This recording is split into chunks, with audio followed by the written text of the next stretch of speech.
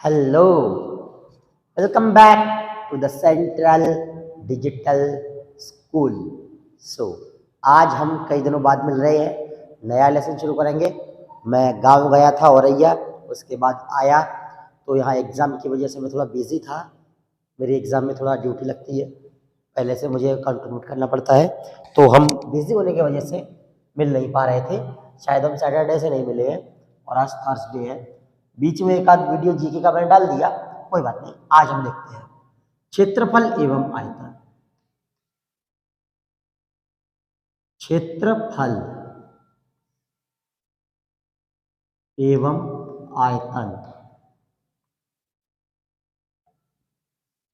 ये क्षेत्रफल एवं आयतन लेसन, ठीक है। अब देखते हैं क्षेत्रफल एवं आयतन में सबसे पहले हम देखेंगे आयत। आयत इसे इंग्लिश में कहते हैं रेक्टेंगल। रेक्टेंगल इसमें क्या होता है कि जितने भी कोण होते हैं रेक्टेंगल में, वो कोण कितने डिग्री के होते हैं? 90 डिग्री के। कितने? 90 डिग्री के। 90 डिग्री के कोण को ऐसे नहीं दिखाया जाता, ऐसे स्क्वायर बनाया जाता है।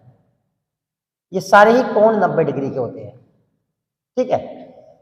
लंबाई को एल लिखते हैं, चौड़ाई को बी लिख दिया। ऐसा कोई जरूर नहीं है कि एल ही लिखना है। लेंथ को मैंने एल लिख दिया, ब्रेड्थ को बी लिख दिया, कुछ और भी हो सकता है। अब हमें क्या करना है, इसकी कुछ चीजें होती हैं। इसमें आपको क्षेत्रफल बताना होता है। क्या? क्षेत्रफल।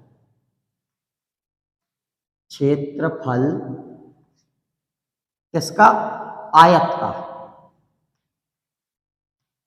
आयत का क्षेत्रफल अगर हमें बताना है, लंबाई गुणे चौड़ाई। क्षेत्रफल याद रखना, आयत का क्षेत्रफल लंबाई गुणे चौड़ाई। मैं इंग्लिश में भी लिखता हूं, area of rectangle. Area of rectangle.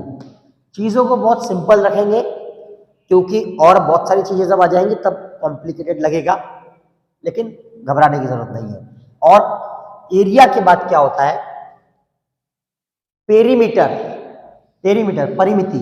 यहां से शुरू किया, यहां से यहां तक, यहां से यहां तक, यहां से यहां तक, वापस यहीं पर आने के लिए जितना डिस्टेंस आप चल के गए उसे कहते हैं पेरीमीटर। पेरीमीटर परिमिति। और भी कोई वर्ड होगा तो देख लेते हैं। और क्या वर्ड है? आयत का क्षेत्रफल, लंबाई, चौड़ाई, परिमाप। परिमाप बोलते हैं आप लोग यहाँ पे, परिमाप। परिमाप भी बोला जा सकता है, परिमाप ही लिख दो। परिमाप। परिमाप किसका? आयत का ही चल रहा है अभी। देखो, लंबाई प्लस लंबाई प्लस चौड़ाई प्लस चौड़ाई, यही तो हुआ। यहां से लंबाई इतनी, यहां से इतनी, यहां से इतनी, यहां से बी, यहां से यहां तक एल, यहां से यहां तक L, L plus L, B plus B. तो ये क्या हो जाएगा? 2l plus 2b। 2 को कॉमन ले लेंगे तो ये क्या हो जाएगा? 2 इंटू एल प्लस बी। इतना पूरा मैंने आपको समझने के लिए लिखा है। क्यों? क्योंकि यहां से यहां तक गए एल, फिर यहां से यहां तक गए बी, फिर यहां से यहां तक गए एल, फिर यहां से यहां तक गए बी। तो एल कितनी बार आया? एक बार और दो बार। बी कितनी बार आया? एक बार और दो बार। दोनों ही चीजें दो दो बार आ रही है, तो मैंने 2 से मल्टीप्लाई कर दिया एल और बी को जोड़ के। आई बात समझ में? एग्जाम्पल ले लेते हैं। ये 4 मीटर है, ये 3 मीटर है। 4 3 7, 4 11 और 3 12 13 14, 14 हो गए। ऐसे भी कर सकते हैं, 4 और 3 7, 7 दूनी 14। क्यों? क्योंकि ये 4 ये 7। अब यहां से जितना यहां तक गए उसका डबल तो है। वही किया मैंने, पहले इन दोनों को जोड़ दिया, लंबाई और चौड़ाई को, फिर 2 से मल्टीप्लाई कर दिया। आपको इतना लंबा चौड़ा याद रखने की जरूरत नहीं है, आपको सिर्फ यही याद रखना है, लास्ट वाला इतना। मैं पास में लिख देता हूं इसको, 2 इंटू एल प्लस बी। ये हो गया एरिया, नहीं ये क्या है? Perimeter. Perimeter of rectangle. Perimeter of rectangle. आगे देखिए, पेरीमीटर के बाद क्या होता है? पेरीमीटर के बाद स्क्वायर। ये रेक्टेंगल के बाद स्क्वायर, इसे ए लिख दिया मान लो मैंने, इसकी लंबाई ए है। तो आयत के बाद क्या है, ये है वर्ग, वर्ग का क्षेत्रफल।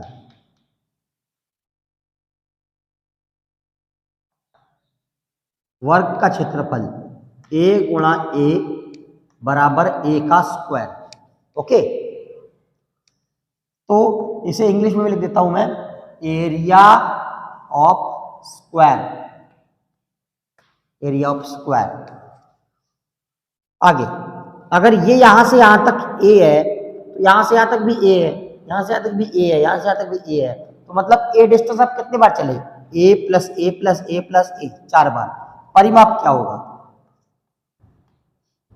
परिमाप किसका, बात चल रही है वर्ग की यानी स्क्वायर की, a plus a plus a plus a is equal to 4a। बिल्कुल शॉर्ट में याद रखना है आपको, 4 इंटू ए, ये पूरा याद करने की जरूरत नहीं है, 4 into A is equals to क्या है, पेरीमीटर, पेरीमीटर ऑफ स्क्वायर। आगे देखते हैं, दो चीजें हो गई। तीसरा, कोई ट्रायंगल बना है, ट्रायंगल में छोटा बन गया क्या, थोड़ा बड़ा बना देता हूं मैं, कोई प्रॉब्लम नहीं है। देखो ये ट्रायंगल है, ट्रायंगल में बेस, ये जो नीचे होता है उसे बेस कहते हैं, कोई भी बेस हो सकता है, इसे भी बेस माना जा सकता है, इसे भी बेस माना जा सकता है। आपको पता होना चाहिए उस बेस से अगर कोई अल्टीट्यूड ड्रॉ की जा रही है किस अपोजिट वर्टेक्स से, जैसे कि अगर ये बेस माना जाता है तो इस बेस में ये एक वर्टेक्स हो गया, मैंने वर्टेक्स की डेफिनेशन बताई है आपको, जहां पर दो लाइन सेगमेंट जुड़ते हैं उसे वर्टेक्स कहते हैं। ये एक वर्टेक्स हो गया, ये एक वर्टेक्स हो गया, लेकिन अपोजिट में कौन सा है, ये अपोजिट में है, ठीक है, अपोजिट माने सामने। यहां से कोई अगर आपको लंब डाला जाएगा तो ये, इसे कहेंगे हाइट, क्या कहेंगे, हाइट। ये ट्रायंगल की हाइट हो गई h, h माने हाइट, और ये क्या है, बेस। तो इसका क्षेत्रफल क्या होता है, ट्रायंगल, त्रिकोण का क्षेत्रफल बराबर, त्रिकोण का क्षेत्रफल क्या है, त्रिकोण का क्षेत्रफल होता है half into base into height, area of triangle, area of triangle. इसी में आप लगे हाथों एक और फार्मूला याद कर लो, वो होता है देखो इक्विलैटरल ट्रायंगल। देखिए इक्विलैटरल ट्रायंगल जिसमें सारी भुजाएं सेम हो, ये भी ए हो, ये भी ए हो, ये भी ए हो, तो इसका इक्विलैटरल ट्रायंगल मतलब समभुज त्रिकोण, समभुज त्रिकोण का क्षेत्रफल, समभुज त्रिकोण का क्षेत्रफल √3/4 ए स्क्वायर। ये लग गया तो याद कर लो, हो सकता है इसकी जरूरत पड़ जाए, ठीक है। Area of equilateral triangle, equilateral triangle, area of equilateral triangle. आगे देखिए, रेक्टेंगल, स्क्वायर, ट्रायंगल, इसे हिंदी में कहते हैं आयत, वर्ग, त्रिकोण। इन तीन के एरिया के अलावा मुझे नहीं लगता कि आपके सिलेबस में कुछ है, कुछ बचा है, कुछ इंपॉर्टेंट है, बस यही इतना इंपॉर्टेंट है आयत क्षेत्रफल के विषय में। अब आयतन, आयतन का मतलब जो कोई चीज जगह घेरती है, कुछ कोई मानो गेंद है तो गेंद जगह घेरने की, अगर उस भरी हुई बाल्टी में गेंद को डालेंगे और दबाएंगे तो उतना पानी जितना गेंद घेर रही है उतना पानी बाहर आ जाएगा बाल्टी से, क्यों, क्योंकि उतनी जगह घेर रही है। ये सारी प्लेन फिगर्स थी, ये जगह ऐसे तो घेरती हैं लेकिन स्पेस नहीं घेरती, स्पेस, कोई स्पेस नहीं घेरती, इनका वॉल्यूम जीरो होता है। क्या होता है, वॉल्यूम 0 होता है प्लेन फिगर्स का। अब जो आगे आएंगे फिगर्स उनका वॉल्यूम होता है, वो है घन। ये 3 डायमेंशनल फिगर है घन, ये बना दिया मैंने घन, ठीक है। अब घन का क्या होता है, घन का हम बताएं आपको, घन में क्या क्या होता है। घन का क्षेत्रफल,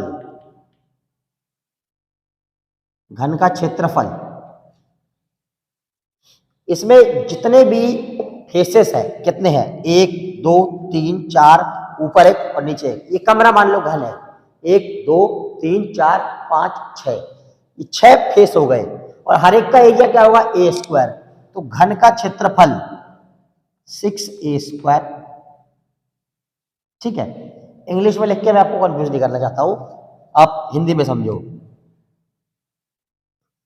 घन का जो आसपास का और होता है 4 का, केवल 4 फेसेस का, 4 फेसेस का 4a स्क्वायर हो जाएगा, ठीक है। घन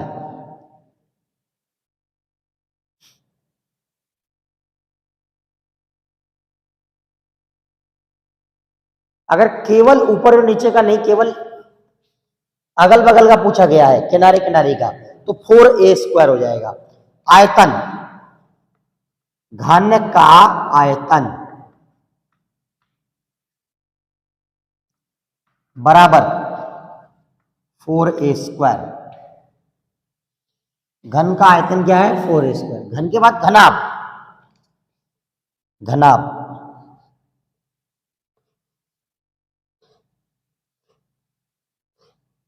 ये हो रहा घनाभ, ठीक है।